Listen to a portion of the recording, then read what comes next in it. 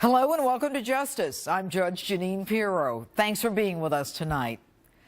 There is a sacred trust between a country and its leader, between a president and the people he leads. When a leader violates that trust, the people from whom he derives his power have the inalienable right to remove him. You may agree or disagree with what I'm about to say. It's not meant to be political. Whatever the context, when you let things slide one after another, the foundation deteriorates. Even water sliding down a rock begins to wear at it and break it down. And like that rock, our very existence is in jeopardy. Barack Obama has put us in that jeopardy yet again. The latest, exchanging a man whose own platoon soldiers call a deserter, who voluntarily left his unit during combat, in itself a death-eligible crime, for 5 of the worst Taliban terrorists in Gitmo. Obama sends out Old Faithful Susan Rice to say this of Bo Bergdahl. He served the United States with honor and distinction. Really? Even the White House had to respin that. Now, Susan, isn't English your first language? Weren't you briefed on what to say? And not for nothing, don't you know that those Sunday morning talk shows are a danger zone for you? But then again, that despicable video lie got you moved up to National Security Advisor. And ironically, the reason for the trade? What we did was ensure that, as always, the United States doesn't leave a man or a woman on the battlefield. Pray tell, Susan, is it okay to leave some behind?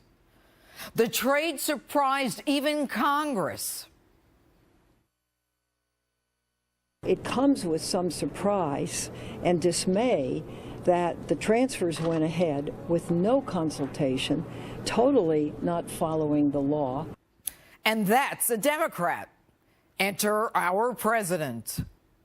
We had a prisoner of war whose health had deteriorated,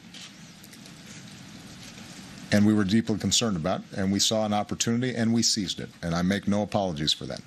But when key senators didn't buy the ill excuse, a new narrative emerged. The Taliban would kill Bergdahl if you followed U.S. law and told Congress. Seriously? Mr. President, my sources tell me that you knew Bergdahl's location for months. Why didn't you send in SEAL Team 6? It would have made another great photo op. Why didn't you send in those drones? Could it be, Mr. President, he was your excuse to release 5 Taliban terrorists from Gitmo? Those 5 men, the worst of the worst. Some wanted by the UN for mass murders, killing thousands, Al-Qaeda connected. These are the guys who behead their enemies, including children. They hate America and everything we stand for. And you released them, knowing many returned to the battlefield because Arab country Qatar assured you that they do not pose a threat to us? And you're good with that? You buy it? You think 12 years in Gitmo has softened their resolve to kill us? Mr. President, you didn't just release them. You unleashed them. And you alone will be responsible for the hell that will be unleashed on us.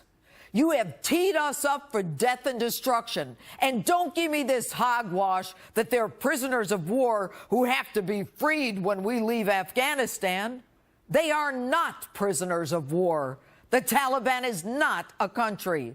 They are enemy combatants who can be held indefinitely and should have been tried for their crimes.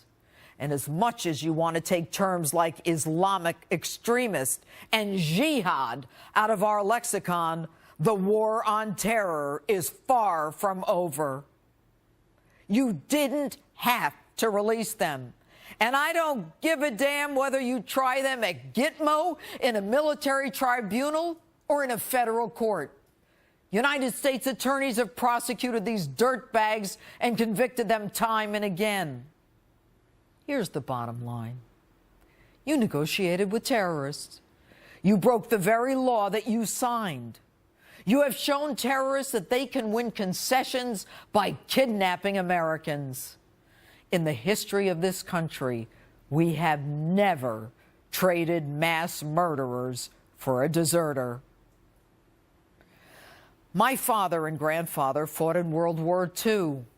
Ironically, you go to Normandy 70 years later, where my grandfather was injured, and make like you respect the military. You call yourself a commander-in-chief. But what commander-in-chief doesn't support a surge but sends in 40,000 troops anyway?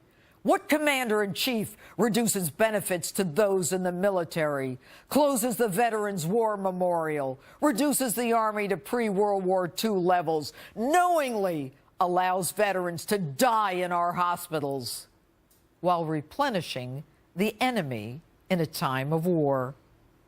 Mr. President, you are destroying this country. You have diminished us on the world stage. You have trampled on the very laws that you swore to uphold. You are not a true commander-in-chief. We've impeached a president for lying about sex with an intern. Your actions, far more egregious, demand impeachment.